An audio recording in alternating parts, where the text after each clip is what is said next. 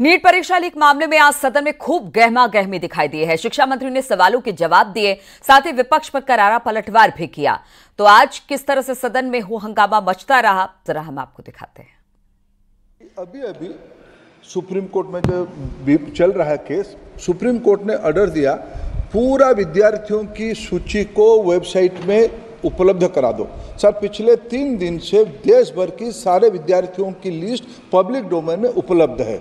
ये सारा चीज खुले पे है और कई प्रकार की तर्क आ चुका है।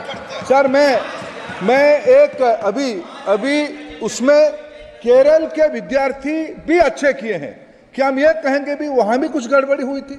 ऐसे आरोप करना, मैं देश की ग्रामीण इलाका, देश की एसटी इस बार सबसे अच्छा परफॉर्मेंस करने वाले देश की एसटी ग्रामीण बैकग्राउंड आर्थिक पिछड़े लोगों की है, क्या हम उनकी मेधा को हम चुनौती देते हैं?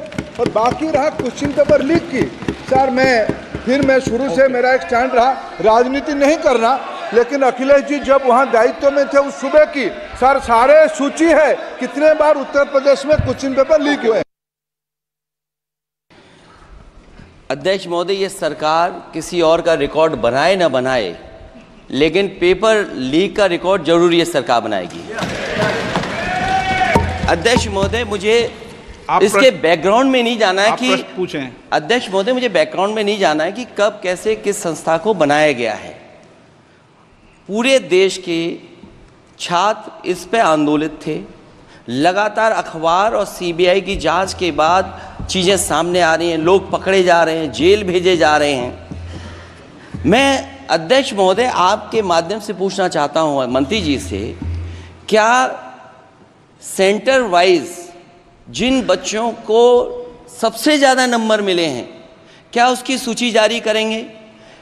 30,000 सीटें जहाँ हैं, कई सेंटर अध्यक्ष महोदय ऐसे हैं जहाँ 2,000 2,500 बच्चे पास हो गए हैं। सरकारी सीटें 30,000 हैं, कई सेंटर में 2,000 से ज़्यादा पास हो गए। कई प्रदेश के ऐसी जगह है जहाँ पर कुछ सेंटर से 600 से 650 से ज़्यादा सबसे ज़्यादा नंबर हैं।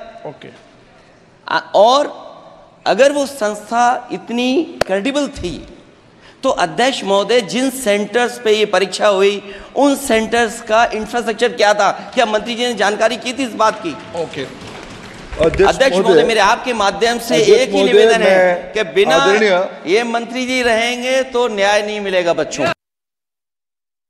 अभी सुप्रीम कोर्ट में जो चल रहा है केस, सुप्रीम कोर्ट ने ऑर्डर दिया पूरा विद्यार्थियों की सूची को वेबसाइट में उपलब्ध करा दो। सर, पिछले 3 दिन से देश भर की सारे विद्यार्थियों की लिस्ट पब्लिक डोमेन में उपलब्ध है। ये सारा चीज खुले पे है और कई प्रकार की तर्क आ चुका है। सर, मैं एक अभी उसमें केरल के विद्यार्थी भी अच्छे किए हैं, क्या हम ये कहेंगे भी वहां भी कुछ गड़बड़ी हुई थी?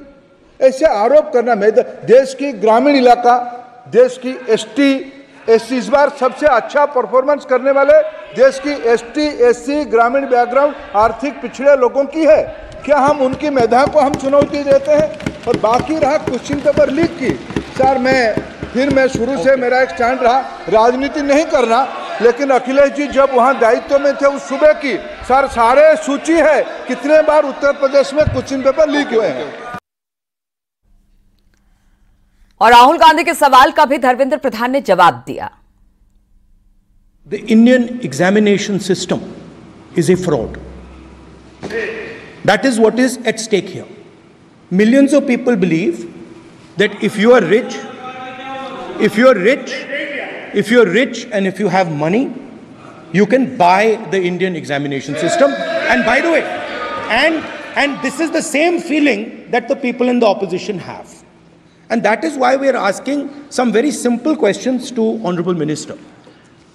Number one, as this is a systemic issue, what exactly are you doing to fix this issue at a systemic level? Yes. That's की अभी की एग्जामिनेशन सिस्टम रबिश है सर, इससे दुर्भाग्यजनक बयान देश की नेता प्रतिपक्ष का कुछ नहीं हो सकता है। सर, मैं कठोर शब्द से इसको निंदा करता हूं। बाकी रहा, मैं सर आपके सामने, आपके माध्यम से देश के सामने सर एक तथ्य रखता हूं सर, जिन्होंने रिमोट से सरकारें चलाई है 2010 में 3 बिल आया था सर शिक्षा सुधार के लिए, उन्हीं की पार्टी के नेता आदरणीय कपिल सिब्बल साहब 3 बिल लाए थे। उसमें से एक बिल था एजुकेशन, उसमें एक बिल था prohibition of unfair practice bill 2010, जिसकी उद्देश्य एजुकेशन इंस्टीट्यूशन में माल प्रैक्टिस को बंद करना। सर मेरे सरकार की हिम्मत है, अभी हमने पब्लिक एग्जामिनेशन की रेगुलरिटीज में बिल लाए, कानून बनाए।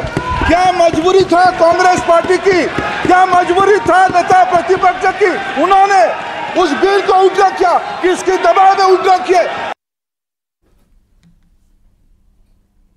और नेम प्लेट विवाद पर सुप्रीम कोर्ट में सुनवाई इस वक्त चल रही है। सरकार के फैसले को रद्द करने की मांग याचिकाकर्ता के वकील ने कहा है कि प्रशासन दुकानदारों पर दबाव डाल रहा है, रेहड़ी वालों पर भी दबाव बनाया जा रहा है। तो इस तरह की दलीलें दी जा रही है जो याचिकाकर्ता है उनके वकील की तरफ से। हम आपको बता दें, उत्तर प्रदेश में जो कहा गया है कि जो कावड़ रूट है उसमें जितने भी दुकानदार हैं, जो भी अपना दुकान वहां पर लगाते हैं, वो अपना खुद का नाम या फिर जो ओनर है उसका नाम लिखें। इसी मामले को लेकर सुप्रीम कोर्ट में एक याचिका दाखिल की गई है जिस पर इस वक्त सुनवाई हो रही है। सरकार के फैसले को रद्द करने की मांग याचिकाकर्ता ने की है और याचिकाकर्ता के वकील की तर्क है कि प्रशासन दुकानदारों पर दबाव बना रहा है, रेहड़ी वालों पर भी दबाव लगातार प्रशासन की तरफ से बनाया जा रहा है।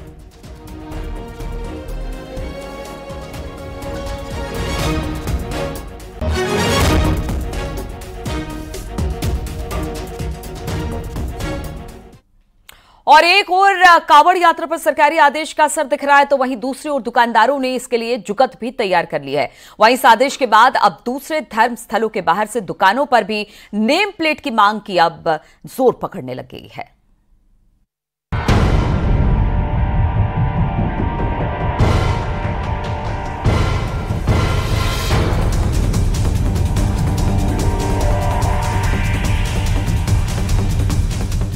कावड़ यात्रा मार्ग पर ढाबा, दुकान या ठेलों पर मालिक या संचालक का नाम लिखने के आदेश पर जहां एक ओर सियासी घमासान मचा है, वहीं दूसरी ओर दुकानों ढाबों पर कई जगहों पर लोगों ने नाम लिख दिया है। साथ ही कई जगहों पर दुकानदार नाम बदलने के लिए पैतरे भी लगा रहे हैं। लोग अपनी दुकान में हिंदू पार्टनर बना रहे हैं और नाम बदलकर हिंदू नाम अपनी दुकान पर लगा रहे हैं। ऐसा इसलिए ताकि दुकान चलाने में दिक्कत न हो। कुछ लोगों को लगता है कि मुस्लिम नाम होने से हिंदू ग्राहक उनकी दुकान पर जाने से हिचकिचाएंगे, लिहाजा एक चाय की दुकान वाले ने अपनी दुकान में हिंदू दोस्त को पार्टनर बना लिया। मुजफ्फरनगर में दिल्ली देहरादून नेशनल हाईवे 58 पर शमीम सैफी नाम के शख्स की डे नाइट कैफे के नाम से चाय की दुकान है, जिसका नाम अब बदल दिया गया है और नाम रखा है शमीम सैफी टी स्टॉल। साथ ही शमीम ने अपने दोस्त को दुकान में पार्टनर बनाया है और पार्टनर निखिल का नाम भी बोर्ड पर सहयोगी के तौर पर लिखवा दिया है। किस शख्स की कैंटीन थी, वो मेरा दोस्त है। कहाँ पर थी? ये आपका राणा चौक के पास, ठीक है, टी स्टॉल है। तो वहाँ पर अब थोड़ा कावड़ वो चल रहा है मौसम, तो उसके हिसाब से उसने भाई ने मेरे से बोला कि भाई इसमें से मेरा सहयोगी बन जाए, ठीक है, तो दोनों भाई कर लें साथ में। उसने फिर मेरे को बोला कि पार्टनरशिप कर लो, तो मैं पार्टनरशिप के लिए भी तैयार हो गया। अब 2-4 दिन में मेरी पार्टनरशिप हो जाएगी और जो बोर्ड बनवाने के लिए पुलिस प्रशासन ने कहा था वो बोर्ड बन चुके हैं, क्योंकि पहले ही बनवा लिए। वहीं शमीम सैफी टी स्टॉल पर काम करने वाले एक स्टाफ ने कहा कि उनकी दुकान में हर तरह के कारीगर काम करते हैं, हिंदू भी हैं और मुसलमान भी हैं, और आदेश के मुताबिक स्टाफ का नाम भी बोर्ड पर लिखना जरूरी है। कारीगर नाम है इसका, कारीगर भी हिंदू है और मुसलमान भी होते हैं। जब से ये बोर्ड लगा है, काम पर किस तरीके का फर्क देखने को मिल रहा है? असर पड़ा है कुछ? हाँ, थोड़ा असर तो पड़ा है, लेकिन ज्यादा ऐसा कुछ नहीं है। सरकार के आदेश का पालन सिर्फ मुस्लिम दुकान वाले ही नहीं बल्कि हिंदू दुकान वाले भी कर रहे हैं और अपनी दुकान के आगे अपना नाम लिख रहे हैं। पहले